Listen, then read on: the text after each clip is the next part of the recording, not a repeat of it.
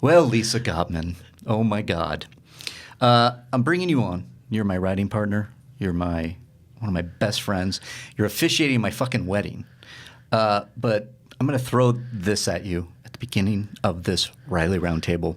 What's the craziest memory you have of me and us and anything you want to share? Because you're going to surprise me. I mean, there's a lot. We've been friends for a long time. Long time.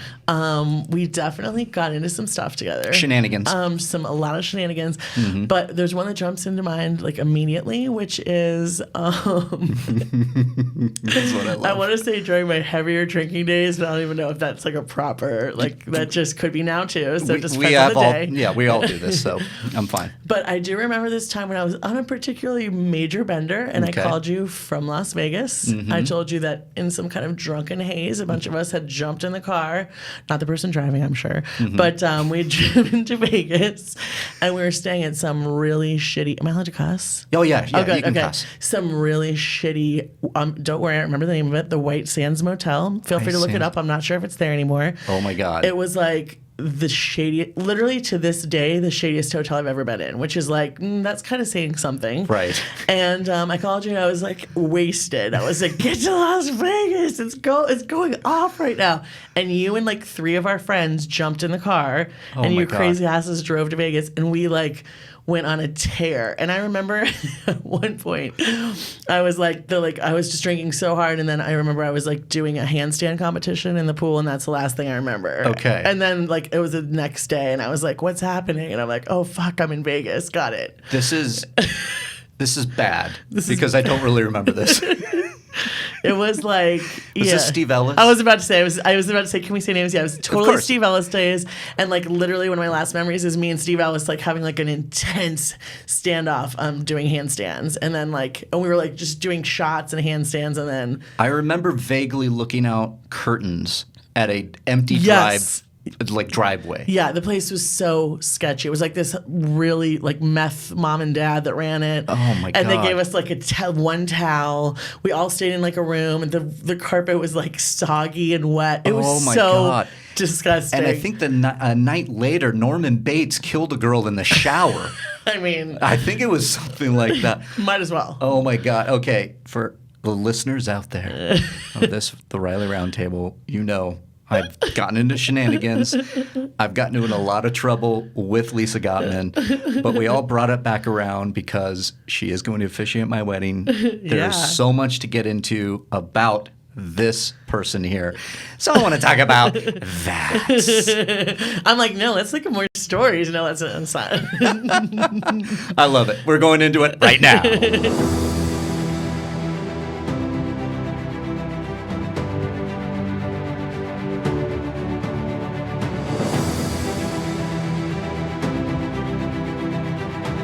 Welcome, everyone. It's the Reilly Roundtable. This is episode 19, and this is a show. Yes, a show that talks about movies. It talks about life. It talks about movies and life and everything in between. And I am thrilled. This is one of my favorite people. You guys know me. You know me in the space, the Collider space, the Schmoes Know space. But you didn't know me when there was no social media and videos on YouTube where I met this woman, Lisa Gottman, who, and I'm not shitting you, one of my favorite people ever. Shucks. It's a long time coming that I have her on the show because we have so much to talk about. Not only weddings, not only your life, movies, the love of movies, everything that we've done in our life, but the stuff that we're working on now, screenwriting. We have a great announcement that just worked out perfectly for this. That's a long-winded introduction. Here is Lisa Gottman. How the hell are you, my friend? Yes. Hi. I love nothing more than long-winded. It's like one of my favorite things in life, just long-winded in general. I like to talk, I guess. Ditto. And yeah, ditto. That's why I wanted you to come on, because here we are at the studio. My God, Lisa. I mean, this is like two worlds kind of smashing into each other, because we'll start here. Lisa Gottman, I met you at USC. Yes. We were both theater majors. Yep. We were both doing film. We're both doing theater, obviously. And then when we got out of college, that's when I really knew that like Lisa Gottman was going to be one of my best friends forever, because then we had the shenanigans like the Las Vegas trip. We went to New Orleans for. Oh my God! How did I not say that? I thought maybe you would go there Shit. for the turn of the or the millennium. I should have said that. That's even like more obvious and amazing. Oh my God! We were in New Orleans. We were in where were we? Bourbon Street. Oh my God! That was crazy. I remember there was like we would do so much like you think college. Yeah. And you go, yeah, you party. Yeah. Well, then there's after college. Yeah. And we just partied our shit. I mean, my God. But in that, we figured out we wanted to write together, and we wrote one of our first scripts. But Lisa, like, okay. I want to go back to New Orleans later because that was one of We'll the craziest go stories. to New Orleans. Like, there's so much. It's like, oh my God.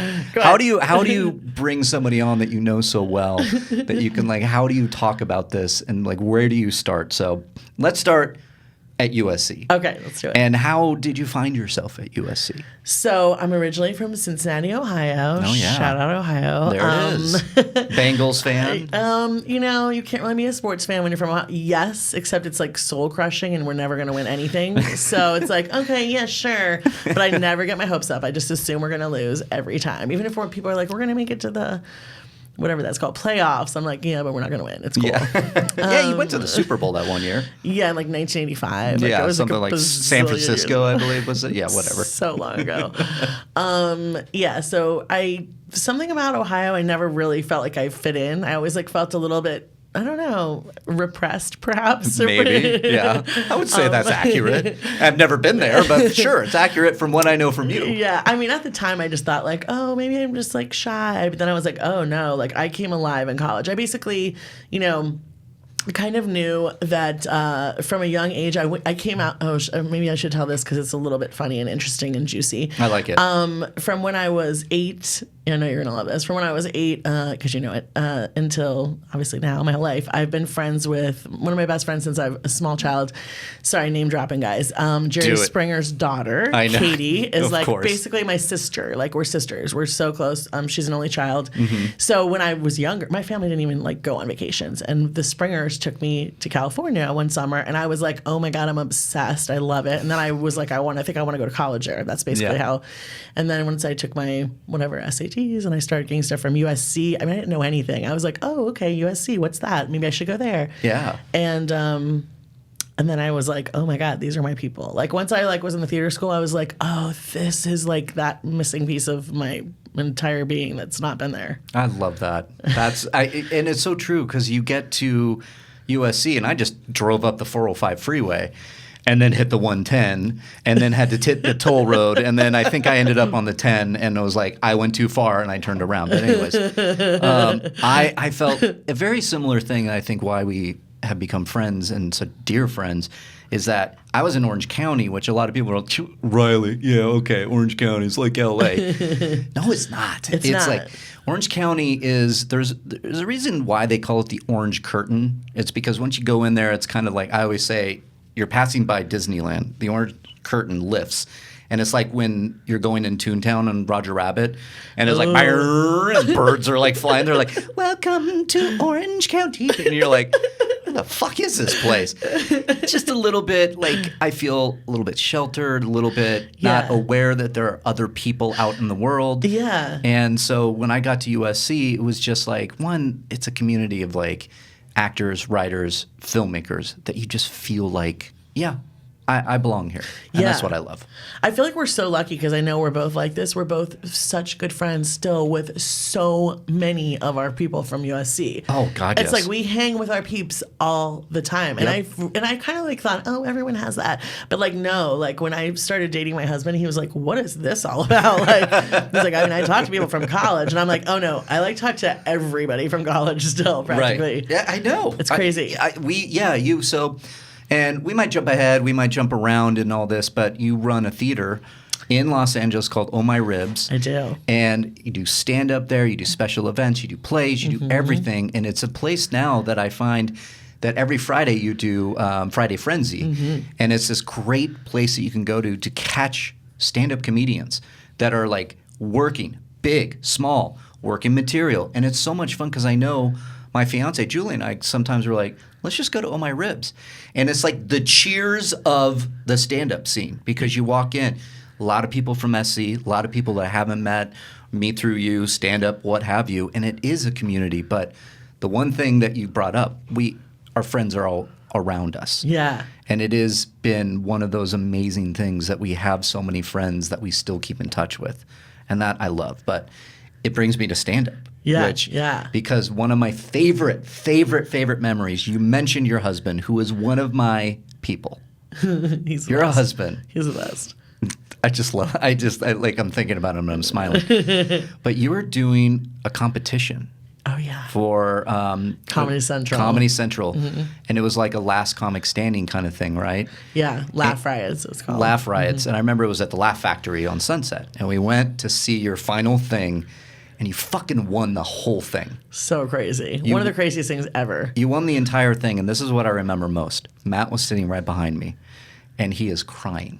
He is just, and I'm like, she did it. And I'm like grabbing him, and he's like, just laser focused on you, and that romance I see all the time going with you. That's sweet. I love that, but I mean, I'm lucky. You're very lucky. He's like literally, like it's cheesy, but like literally soulmate vibe. Like it's like real. He is. He's so awesome. He's so supportive. Tell the story of why it's called On My Ribs. I will. So I'm gonna be honest in that I definitely pursued my husband. Hey, ain't no shame in my game, ladies. I feel like when you know it, you know it. And we had a terrible day job that we worked together, right? And which just goes to show you never know. Sometimes things just happen for a reason. So we had this day job we didn't love, and we sat by each other at work, and we definitely liked each other. But at the time when we first met, he had a girlfriend, and I was very respectful of that, even though I was a little bit over it. Yeah. I also was like, okay, I'm not going to make my move. So we just actually were really good friends for like a while, like probably over a year. Yeah. And then they broke up, or they were allowed to start seeing other people. Then they like eventually broke up. And, right. And anyway, they broke up, blah, blah, blah. He immediately was like, gave me his number and was like, you should come to one of my gigs. I was like, okay. So then I went to a bunch of his gigs. Throwing the gig out there. That's right. He's a drummer. By the way, I'm a drummer. That's going to get him every time.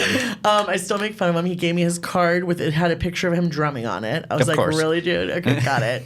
But actually, secretly, I was like, that's really hot. I went to see a couple of things. Nothing was happening. And finally, I was like, tonight's the night. Like, I'm over this. Like, I'm not, can he figure it out? And I was with a couple of my gay friends, of course. And I was like, okay, I'm going to make my move. And so I was really nervous. I had like 10 Jack and Cokes, and as I often do when I'm nervous. And one of my gay friends, I'm like, what do I do? My gay friend said, give him a big hug so he feels your boobs and thinks about having sex with you. And I'm like, gay guys are so genius. This is why I'm friends with them. So I was like, got it. So then I'm like, you were really great tonight, except I was really nervous and I had 10 Jack and Cokes, aka I was wasted. And I gave him this huge, like gigantic bear hug. And he was like, oh, my ribs. My ribs. And I didn't know, but he had fallen at a gig the week before, like on the ice somewhere, and he had 3 bruised ribs, and my hug broke his ribs. This story never gets old for me. I mean, it's all parts adorable, funny, heartfelt. Oh God, it's a romantic comedy. It's ridiculous. Yeah. And so I literally did break his ribs, and he wasn't at work the next day, and I never even had to call him on the phone or anything. And I called him, and I was like, hey, I noticed you weren't at work today. Is everything okay? And he's like, oh, I just got back from the doctor. And I was like, oh no, he's like, no, you didn't do it. And then after we were together for like 3 months, he's like, by the way, you totally broke my ribs.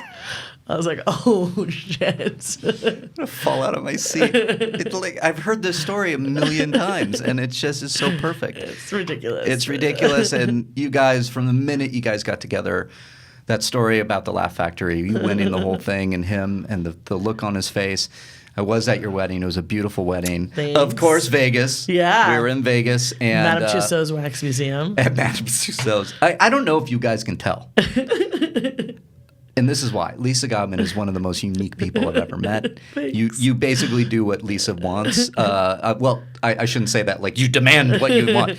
I just will follow you wherever because it's always a good time. It's always so much fun for what you do and what everything is about you. So it's so perfect that you're finally on the show. And it's like to everybody listening out there, it's like, my God, there's so much that I want to like talk about with you because there's so much out there. We'll get to our writing.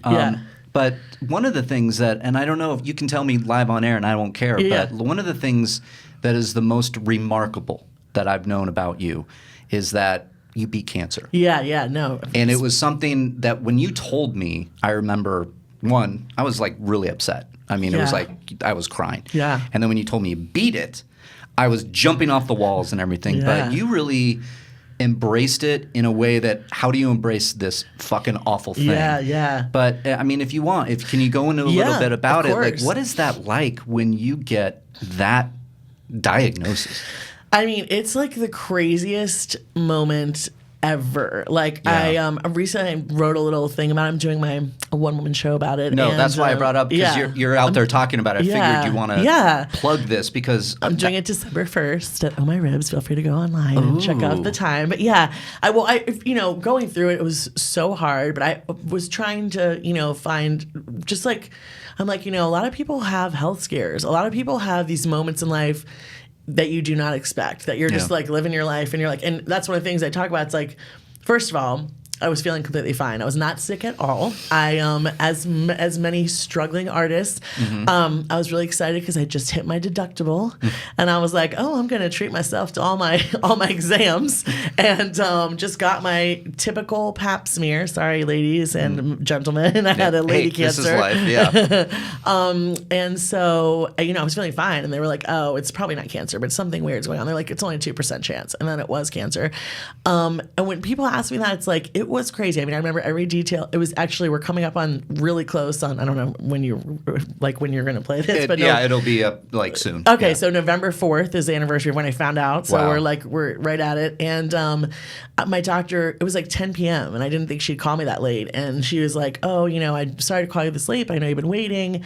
And it's like, it really is that scene, when you see a movie and you're like, wow, like that really captures, I know that's one thing we love about movies, that really captures something in real life that it's hard to explain to people. But when you see it on the screen, you're like, that was the feeling. I feel like in movies, when someone finds out they have cancer, that is really how it feels. It's like time stops. She said to me, like, yeah, this is not the news I was hoping to tell you. I'm really sorry. You do have cancer.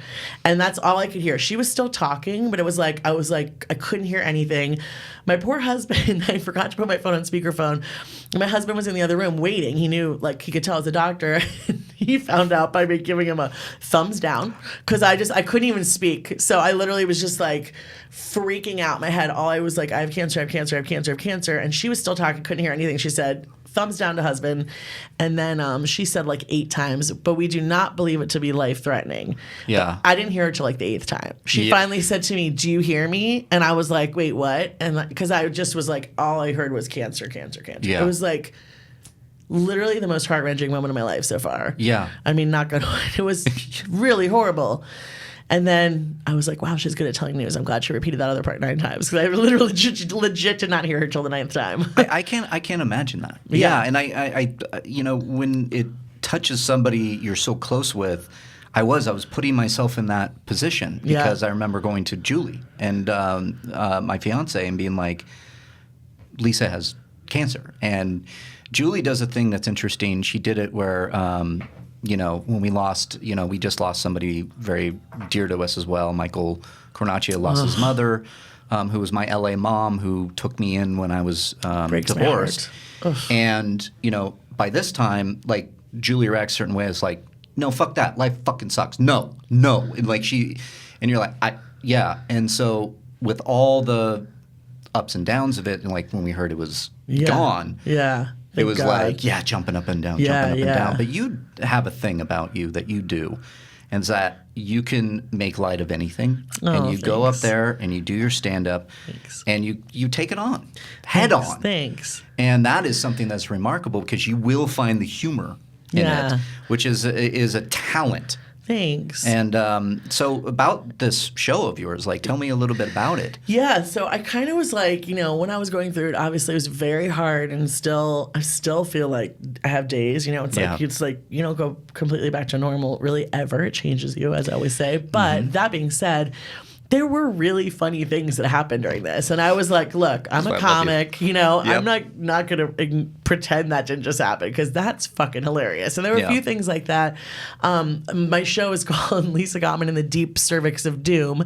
And my husband named it, which I think is awesome. But one of the things that I kept hearing, and it just made me pee because it was so funny, is, I had to get all these lady exams. And I've been getting them, since I was young. And my doctor would always be like, oh, you have a deep cervix. And I always thought they were flattering me. I didn't know, but then I had to go to doctor after doctor, and they kept being like, oh my, you have a deep cervix. And I started to be like, shit, I didn't know it was a thing. And at one point they're calling people in from the other room to come and look. They're calling students and come look at this thing. And I was like, fuck, I didn't know. I had no idea. And then I went to the fourth doctor, who was a little bitchy, and I was like, she was doing nothing. I was like, and she pokes her head out. She's like, I've seen deeper. I was like, okay, well, I'm sorry, but and I'm like, okay, if anyone wants to call me Deep Cervix Gottman, I'll totally answer that, because I feel like I should brag about it. Oh my God. It reminds me of that Friends episode where Ross has something and they don't know what it is, so and he's embarrassed and they keep calling doctors in. They're like, what is that?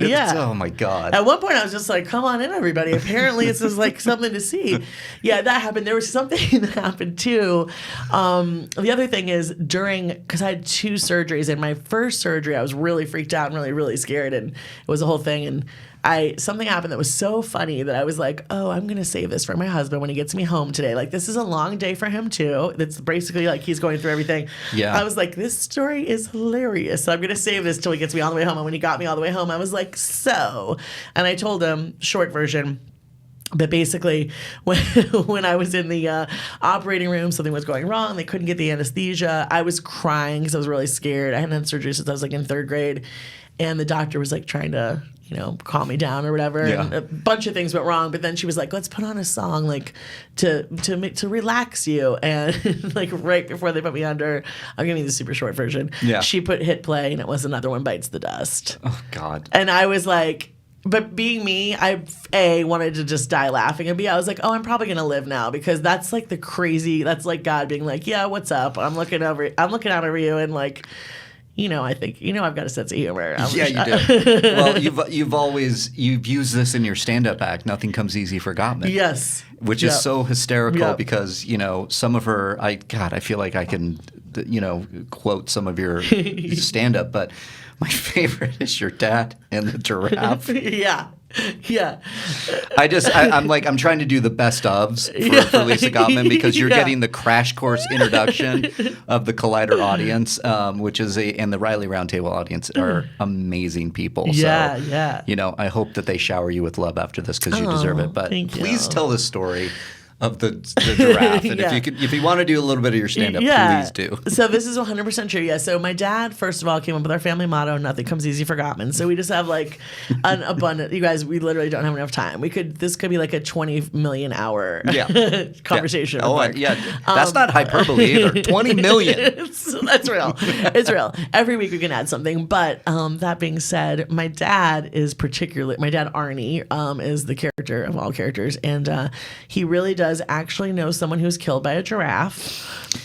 And he thinks it's his personal mission to let everyone know that giraffes aren't as nice as they seem. They can kill. And I have a variety of stories. He literally can't keep it to himself. He's a mess. Toys R Us, when those Toys R Us commercials would come on with Jeffrey, he'd be like, those kids should not be left alone with that giraffe. I'm like, Arnie, simmer it down. It's not real. And then my freshman year, when I was moving into the dorm, I was super nervous right off the boat from Ohio. Everything's going great. I'm talking to my roommate. I'm like, oh my God, she's amazing. We're besties. And then I see her mom has a giraffe necklace on. I'm like, oh God, Lord. And then I hear my dad go, so I see you like giraffes. And he goes in the other room. She comes out crying. I'm like, I'm really sorry. He can't stop himself. And he actually just tried to be on Facebook for a while, but he had to leave because he was getting in so many fights with people about giraffes, because all my asshole friends were tagging him in any giraffe thing that would happen. He was like, I'm getting in fights with strangers all over the world. I mean, I just can't believe how many people the giraffes are beloved. What are they thinking? I'm like, oh my God. See, in the climate we're in right now on social media, if your dad was to get a Twitter account and just put, I hate giraffes on a tweet, I can just imagine it would cause this controversy. People are like, what's your problem? It's like, I have something to tell you. Thread. And it's just like over and over again. That's the stuff I love. Yeah, your act is amazing because it's the one thing I love about your routine is that there are a lot of people here that know, like Mark Ellis, Josh McCouga, Ken Knapsack, Christian Harloff did it for a while. I've known those guys forever. Yeah, which and is you've also known awesome. them. Yeah, and so Mark Ellis and I used to do stand up, and Christian too, all the time together. I know, which is so crazy. Yeah. Just what a small world it can be because it was like, wait a minute, and I remember finding that out. I was like, well, that makes sense. But with that, it's like. Some comedians have like routine, and you have your routine, not so, like, but they go in and it's like not an act, but I know like you get out there and it feels so inviting and welcoming because it's like you're just like having a conversation. Thanks. So there's like, sure, there's setups and punchlines and routines and whatnot, but you're laughing at your life because you're laughing with us, you're selling us, you're inviting us in, going. Oh, yeah, nothing comes in. You say, no, fucking don't worry. Come on. We're going to talk about this. And you're feeling like you're sitting in your living room and you're telling stories and just making us laugh. So it's something I love because, well, I love you. I love that this routine is something that is hysterical and you can joke about all this stuff because the best is, I mean, you have things happen to you in real life where then you spin it and it becomes a routine on stage. Yeah. I mean, what else is out there that like recent list stuff that you can I mean, real life is the funniest stuff to me. That's the thing. I mean, I'm crazy jet lagged. I was maybe a little bit late today, as Mark knows. I have no idea what you're talking about. I'm like, I just got back from Spain, which was really amazing. But it's like every time, I mean, I live my life and I feel like the comedy just comes in whether I want it to or not. Yeah. This trip was really fun. I went to Spain, like I said, but I got a little cocky. I thought my Spanish was like pretty on point, which often happens after some cocktails. But this time I was sober. I just hadn't slept for like 3 days, and I had to buy a train ticket. And I came back to my house, and literally we've been up for 26 hours or something. Oh my God. And I said to him, like, I killed it. Like I had this guy laughing. He was obsessed with me. He told me my Spanish was so good. I was like, God, I literally was just like so full of myself. I was like, God, I'm kind of a fucking genius. I'm like, I haven't slept. I'm amazing. I was telling my husband jokes I made to him. Then we get down to the train. Oh no. And he put me in the silent car because that's the thing, the silent coche, as they say in Spain, where there's no talking. And I had just told him I'd been up for like 3 days and I wanted to sleep. There's no snoring. Like, that's one of the rules. And I made jokes to the guy about how I have the worst snore ever. Oh, no. And like, I guess I don't know if he was messing with me or I still don't know what happened because I thought I really understood. But he put me in. Like, I couldn't, like, my husband had to wake me up every 2 minutes. People were yelling at me in the car. Oh, my God. I was like, and I also got tricked into hiking, which I'm always pissed about. Like, these fuckers. I went on this trip I thought my two gays are like, oh, we're going to have a picnic. And I was like, amazing. And then they pointed, and like, we go and buy supplies. I buy cheese. I'm excited. And then they point to the top of this hill. And I was like, no, I don't understand hiking, guys. I'm just going to say, I don't understand walking somewhere and then walking back. What is the point of that? I can't disagree with you anymore because I'm like getting to that age where it's like, wait, I have to exercise now. You live close to a big hike too, and you don't do it that much, do you? We go enough. Yeah, okay. We've actually been going. But the other day, Julie was like, let's go on a hike. And it was after we did this big dinner with a couple friends where, and we've done wine tasting, me and Matt and Julie, and we did wine tasting as well. So it's like, we're going to get back together. Let's bring a bottle from each of our, loot. And we'll have a great steak, and we'll do this. And so one bottle turned to 2 to 3 to 4. And so Sunday, I'm like, and Julie, who's like, well, I'm hungover. And, well, she'll say she wasn't hungover, which she wasn't. She doesn't really get hungover. I was hungover as shit. And I was like, I can't wait to play Spider-Man, the video game, and lay on the couch. Yeah. Julie had other ideas. And she's like, no, let's go on a hike. And I just was like... No. And then it turned into, why don't we go to like halfway up where there's this little grass area. We'll lay some blankets down, Nice. have Cal. Compromise. And we'll read. And I went, Cal. More of my, yeah, Cal. Shout out to Cal. Yeah, shout out to Cal. Cal has a Twitter account. You told me that's like amazing. I'm obsessed with Cal. As you know. A lot of people know Cal, the schmo-dog, as it were. Yeah, Cal was just sitting with us. Little snuggle buddy. And he was looking for squirrels, which is for real. He was looking for squirrels. But that sounds like a good compromise. It was a great compromise. She wanted to get out, and she actually went and worked out a little bit before that. So, and I'm like, God and bless her. I got my Spider-Man video game in. She got her workout in, and then when we went for a tiny little baby hike, and then we read some books and just laid there, and it was very nice. That's so much better. That's better than like. Hiking. I just don't get it. I'm like, I've always said, well, I'm a Jew. I feel like we got that hike out of the way. We did that whole Egypt thing. Like, can I be off the hook now? Like, we already did it. I'm good. Yeah, I think you're okay now. Yeah, I think you've earned the rest. Yeah, yeah, please. definitely. But all this stuff that we talk about and everything. Do you remember what our first script's title was? Yes, because it is. It's amazing. Figure it out. That's right. I was thinking about that as I was driving here. Like, I kind of secretly love it. I'm getting to that place in my life where I'm starting to forget details of my life, where I'm like, I must be old, forgetting things, what have you. Yeah, but because I'm switching gears here. With all the stuff that we have done, like I said, USC, all of our friends, the football games, the going out and everything. I remember specifically, you and I get together with our friends. We have a fucking blast. Yeah. We're running around. We're having fun. We're living life. And I remember then it got to that point where we're like, this is ridiculous. We really want something to happen in our life. Yeah. And so we took it upon ourselves to write this script, Figure It Out, which is, if you can go off of the title, everyone, Figure It Out, yeah, you kind of know why. When we wrote that thing, we were trying to figure it out. Yeah, we really were. We were in that phase of our life where we're just out of college, maybe a year after college. You know, we wanted to be in the entertainment business. Yeah. And it's like, how do you do that? Well, you know, you try to go to some acting classes, maybe get an agent, a manager. And with writing, I had stumbled on it towards the end of USC, where I started to really look at writing and being like, I think I want to do that more than acting. Yeah. And then you and I would always get together, and we always had this great rapport. Yeah. And so it was like, Figure It Out came to be.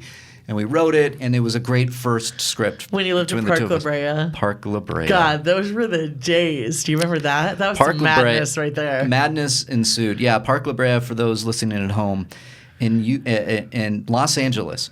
What used to be a military compound, or a place where, you know, troops would stay, they turned it into a community, gated. It's miles wide, right by the Grove, right in the middle of L.A. And we, fresh out of college, walk in and go, hi, we'd like an apartment, please. And they're like, sure, who are you? And it's like, oh, these four guys? Well, we're all USC alumni.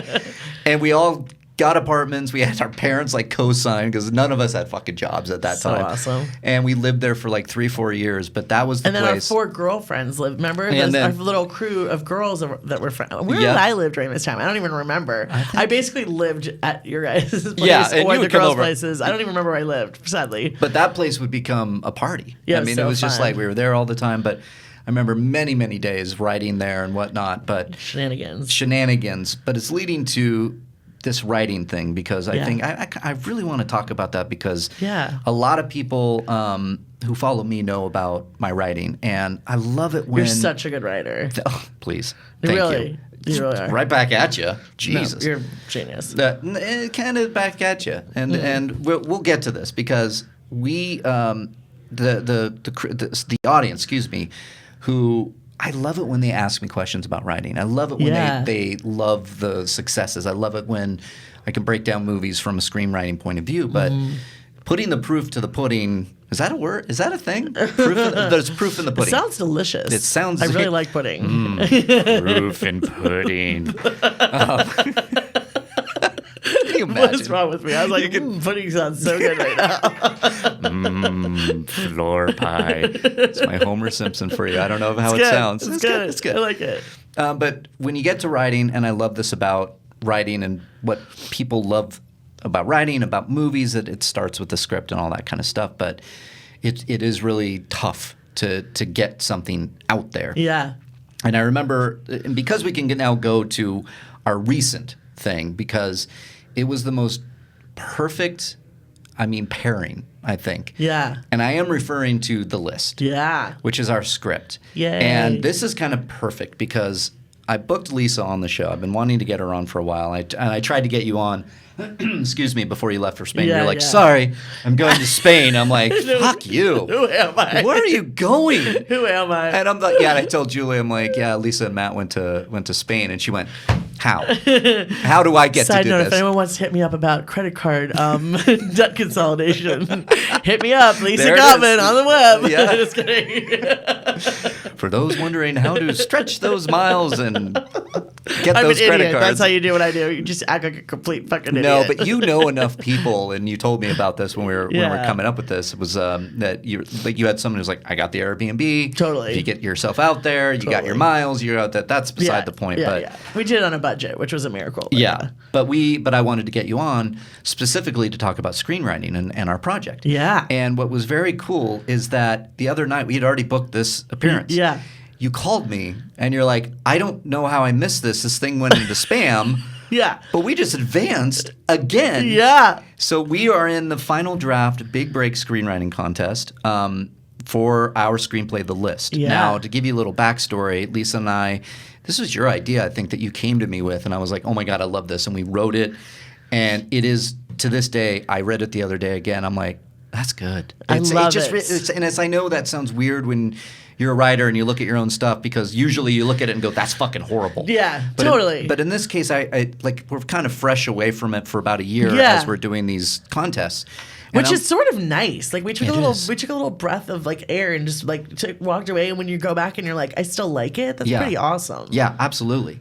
But when we got that word, so a little bit of history, we entered it in, and props to Lisa because with my job here at Collider, sometimes I can drop the ball on helping. No, I love you. Don't even. And so she's like... Meanwhile, I have tons of free time, guys, and I do a lot of just like Facebook detective work and just a lot of bullshit. So, come up with some ideas. My favorite Facebook detective work. But you rightly so. You're like, I think we should enter this contest. So one of them was Second City Comedic Screenwriting Contest. Yeah. And you're like, I think we should apply to that. And I'm like, great, let's do it. In my mind... And this is the thing about screenwriting. There are a ton of contests out there. Yeah.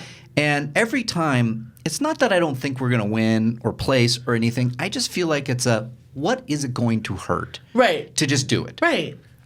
And we won that whole thing. Yeah. What was crazy, can I tell you a side note about that blows my mind? Is this is really twisted, but since you guys know my whole Nothing Comes Easy for Gottman's sitch now, is that I was kind of forgot about that one. A lot of these contests you enter and then it's like 6 months or something until you, especially if you want to pay the minimum like entrance fee, you have to do it way in advance. So we had done the Second City one and I sort of forgot about it. I had thought a little bit like, oh, I wonder when that is.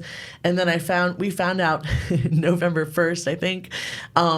We found out November 1st that we won the whole thing. The whole thing. And I was like, oh my God, this is awesome. But I was also waiting to find out if I had cancer. And I was like, and I definitely have cancer now. That's literally what I thought to myself. I was like, we won. Cancer. And I for sure have cancer. I'm going to find out. And then the 4th, I remember that. Sorry. So it was kind of crazy timing with that, by the way. That Because it was really an crazy. awesome victory. But like, I literally had cancer when we won it. Like, I went to Chicago and everything. It's insane. But sorry, go ahead. Yeah, no. I mean, it's just nothing comes easy. Nothing comes easy. Oh, you like this? Well, here's cancer.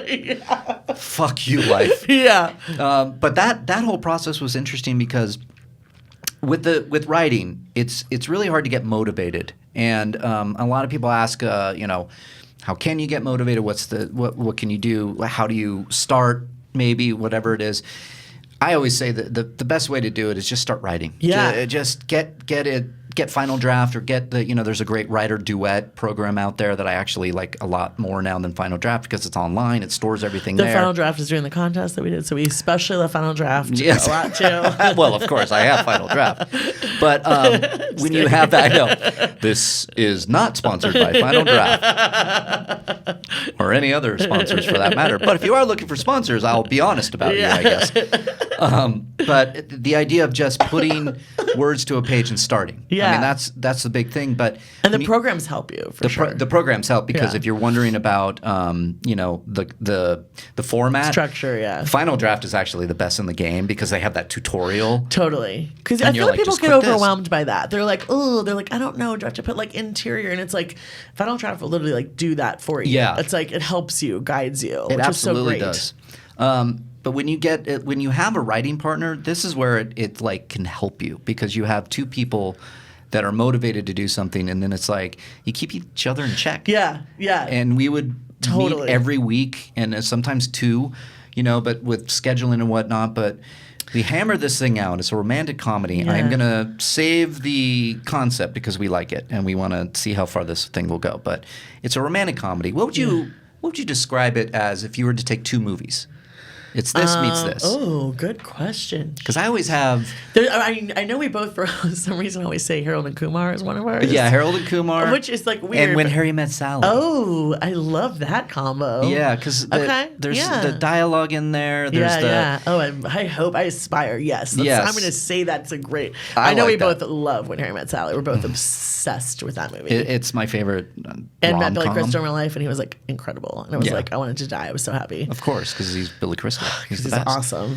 But we got into that one, and for a while, Timing too. Can I just say, like, Yeah. real quickly? Timing, I think, like, I feel like some people are like, when should I write? Like, I'm not feeling inspired. I have those moments too. Oh, God. But what's funny about, I don't know if I should call us out on this, but I think we both were actually kind of at a weird, timing was weird for both of us. We were both Yeah. going through some stuff when we started writing it. And I feel like sometimes it's those times you don't think that you should be writing that actually you have the most to say. Yeah. I think that's like a little life lesson I've learned. It's the same thing with trying to put together my one woman show stuff. It's the same thing. It's like, I was kind of feeling a little bit down, but then I was like, sometimes channel that energy into your creative stuff and you will be so happy that you did it. I absolutely, and especially in that period of my life. I mean, I think you're referencing. I was going through a divorce. Yeah, I wasn't sure if I should say it. Yeah, and People I know had I'm just, divorced. you were going through your divorce, and I had just gotten laid off from my job. That's right. And I was like, kind of not sure how I felt about it, and we were both, and I was like, well, I guess I'm on this free time now because it just got canned, and you were like, I'm going through a divorce, and it was like, you guys, it was like the magical meeting of dramatic circumstances, you Yep. know, kind of. It's the most perfect advice you can give. It's that even when you don't feel like it, you can channel that energy. I mean, it really was. It was something that was very cathartic for me because, I'm trying to like get over a very horrible emotional time. Yeah. But then I get together with you and we're like laughing and we're Yeah. like doing this. And I remember when we did finish, we popped champagne. Yeah. Oh, I we remember really that too. celebrated. And it's like, I think you have to celebrate those little victories. But the idea is like we got together, and this is any writing, any whatever. We kind of outlined, we kind of Yeah. like threw down some characters. We had where our the big story- concept, Yeah. which is kind of as a high concept-ish Yeah, idea. I would say it's high Yeah, concept yeah. for a romantic comedy. Yeah. But you start with the concept, and then we start riffing. Yeah. And you and I would talk, and like Yeah. this, and like personal events would come up, we'd write that down. Yeah. Characters would come up, we would write that down.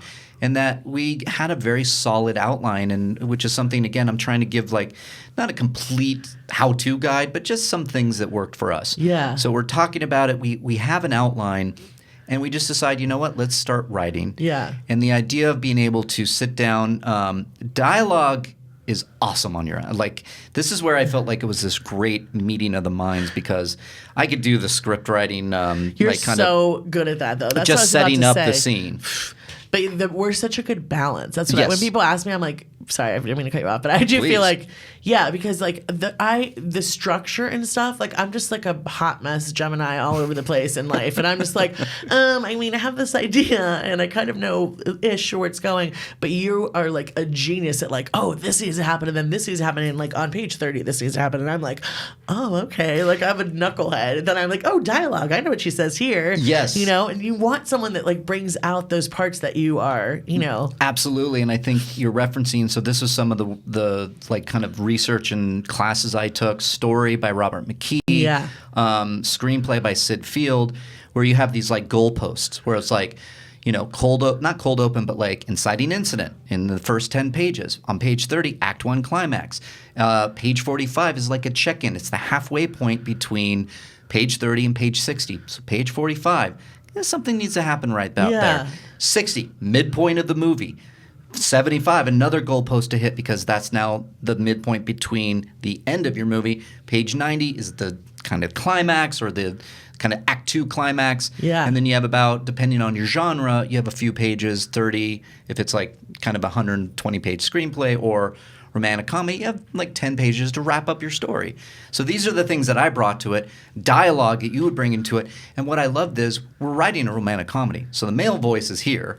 Female voice is there, and we would riff and have the fucking best time. So great. And we would write things down, and I remember turning the computer around and sliding it over to Gottman, and she would write, slide it back to me, and I'd start dying.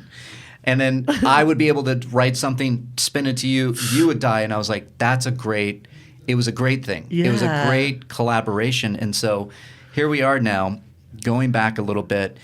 A few months ago, you go, okay, so one thing that happened I want to get to real quick. We win that contest. Yeah. And we get a few doors open for us. And we had a producer at one point. Yes. Like, signed on. Well, signed on. In quotes. Verbally kind of thing. Some emails, some conversations back and forth. We were very excited. There was talk of Netflix. There was talk of getting it to one of the actors that we wrote in mind. And we got ghosted. Yeah. I call it we got ghosted. Yeah. Can I say, too, I don't know if I should say this or not, but I think it's honest. I think our script's a little bit of like a love or hate. You get it or you don't. Yeah. I would agree with that. But I love that. Like, it maybe I'm an idiot for that, but like, I want someone who really gets it and really loves it. And I feel like there's someone out there who really will be like, I am obsessed, right? And so I felt like we had 2 meetings, right? And one person did not. Should we even talk about that? No. Oh yeah, no. I referenced it, so I had.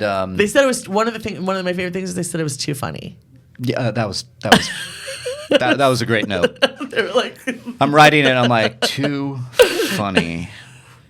Underline that. Can you elaborate on that? It's like, and then my other one was just like, you need to put like Instagram references. I was about to say it. Those are the 2 main notes that it was too funny and there's not enough Instagram references. Yeah. But you know what? I'm like, you know what? I'm sorry, but I don't want to work with that person. Like, I don't want to be an asshole, but I'm like, okay, you don't get me. And it's cool. We don't get each other. We're not on the same page. This is perfect advice again. And I saw it on Twitter the other day actually by, I can't remember. I want to say it was a writer. It's not important.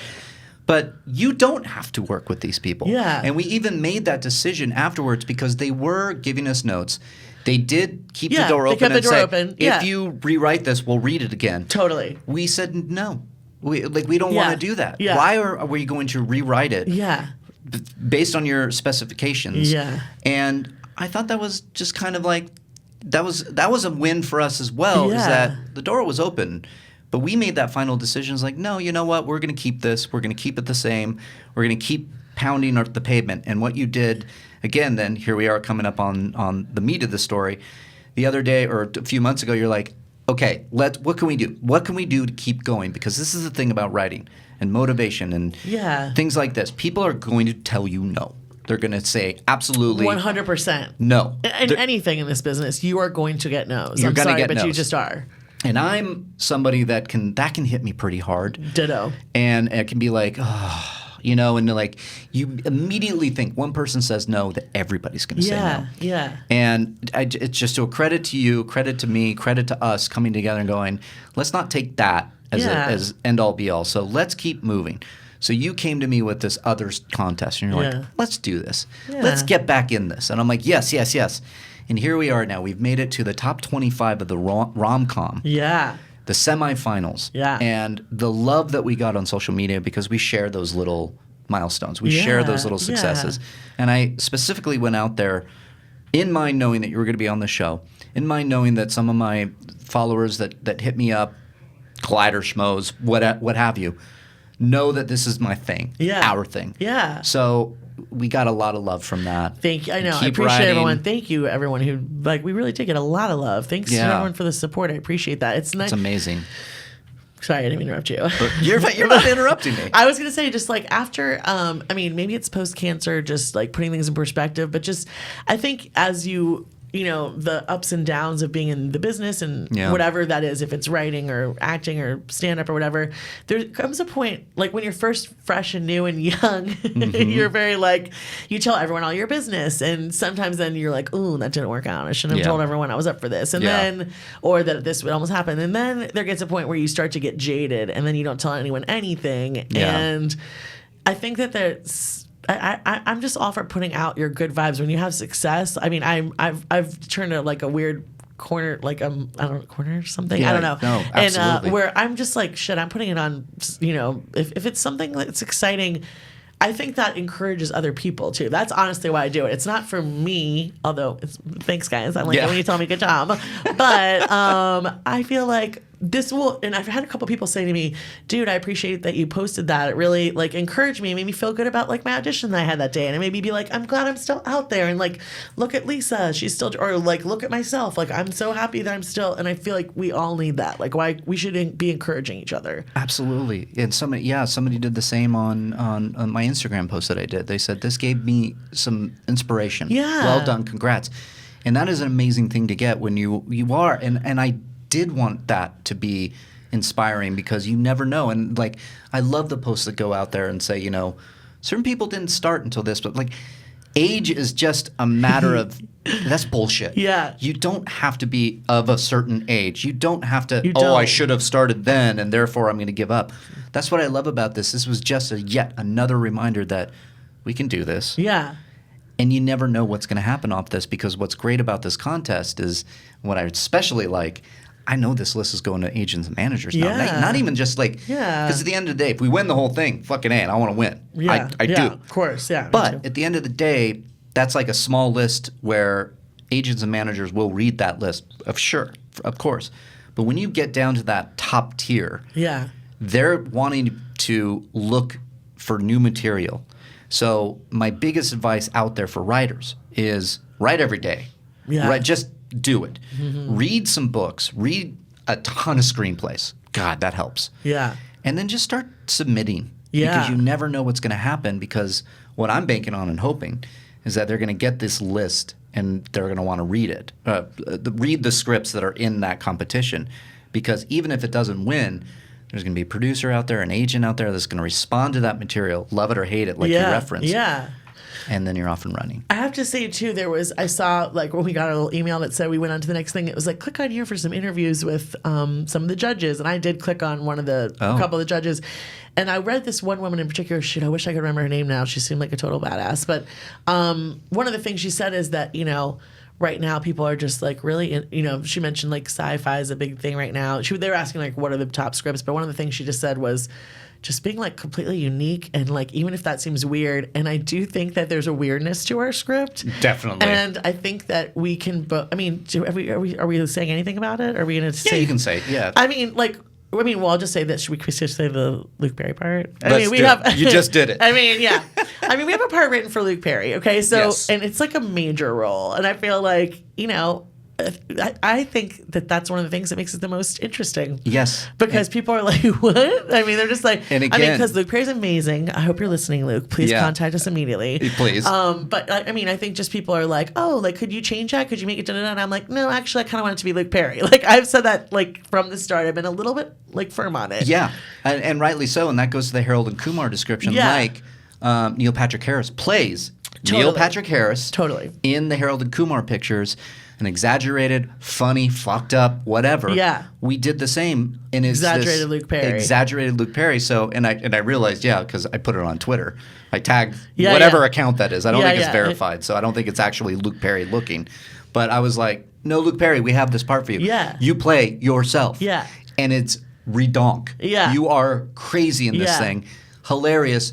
So much we did a big reading. We've done like 2 readings. We've done like 2 or 3. I think we've done 2. I can't remember. We did it at your theater. Yeah.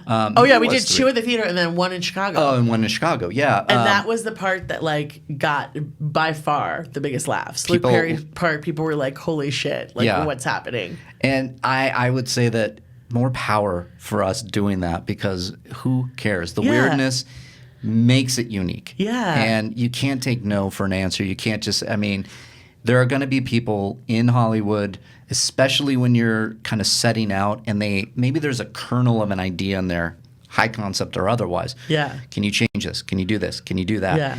And you gotta stand up for what you believe in. You gotta just do it and just write. Yeah. And just have fun just with write. it. Yeah. And yeah, that's the best advice I can offer. I think that's genius. Yeah. I think, I mean, I don't know what I know, but I mean, I do teach a little stand-up too, and I think this goes for stand-up as well as writing.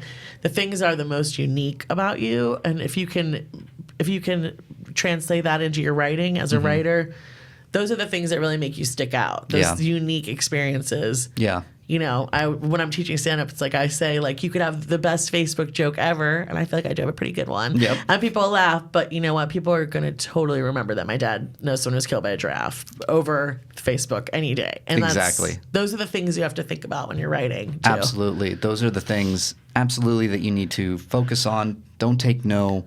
Make it unique. You don't even have to make it unique. Just write from your voice, and it'll be unique enough. Exactly. And I think that's what we can take from that. And that'll do it. That's the Reilly Roundtable here. Lisa Gottman, thank you so much for coming. So plug anything you have right now. Oh My Ribs, your one-woman show. Yes. Where can people find you online? Oh my God, I love you. Thank you so much. Yes, so I'm doing my one-woman show again December 1st at Oh My Ribs. I'll be there. Oh, thanks. I love you. ohmyribs.com. We always have all the info on there. And we do Friday Frenzies almost every Friday. I think there's a Friday coming up we don't have it, so make sure you go to Oh My Ribs just to make sure if that's the stand-up, and I do that all the time. And I try to keep my other gigs on Twitter or Instagram or Facebook. I'm on all three of those. Perfect. So you're the best. Oh, thank you. I got you a weird tiny gift I forgot to give you. It's not that exciting, but I feel like you might like it a little bit. Oh my God, it's a button. And it's Yoda. Isn't it cute? I saw it today and I got it for you. I thought it was cute. Well, you know, my nickname is Yodi. Yeah, I know. It's so ridiculous because of Schmoes Know. And I know. Yeah. Oh, thank you. I thought it was sort of cute and I'm weird. fucking putting this on now because I got a Star Wars podcast that I got to do, and this is perfect. I thought it was cute and weird. I love it. Well, Gottman, thank you for coming. Thank you. We'll do an update on the script and how it's going. Yes. You can check that out online. As I always, think it's guys. a big break or whatever. Yeah, it's a final draft big break screenwriting contest. Yeah. So we will update you. You can find me at Reilly Around on Twitter and Instagram. And if you guys like this kind of writing talk and you're so desiring something more deep dives, I do have a Patreon account. It's patreon.com/The Reilly Roundtable. I did launch a new show, all on writing. Page 1 is the title of it. It goes deep into screenwriting. I want to have you on that, Lisa. I would love to. We go deep into that because when you talk about the script, you inevitably talk about the movie. So then it becomes this deep dive of just movie geekery. Yes. With the screenplay being at the center, and everything starts on page 1. So that's what it's called, page 1. I do have that Patreon account if you so desire and want to support. But as always, this is the Reilly Roundtable. It's episode 19. You can find it dropping every Thursday on One-on-One with Christian Harloff. That's the Podcast One feed, where you can find it every Thursday. What a great Reilly Roundtable. Love having you, Lisa. Thank you so much for having me. That was seriously the best. Oh, that was so much fun. You. Me too. I love you. More details coming about everything with our script coming at you. But this is episode 19 in the books, the Reilly Roundtable. We'll see you next week. Bye-bye now.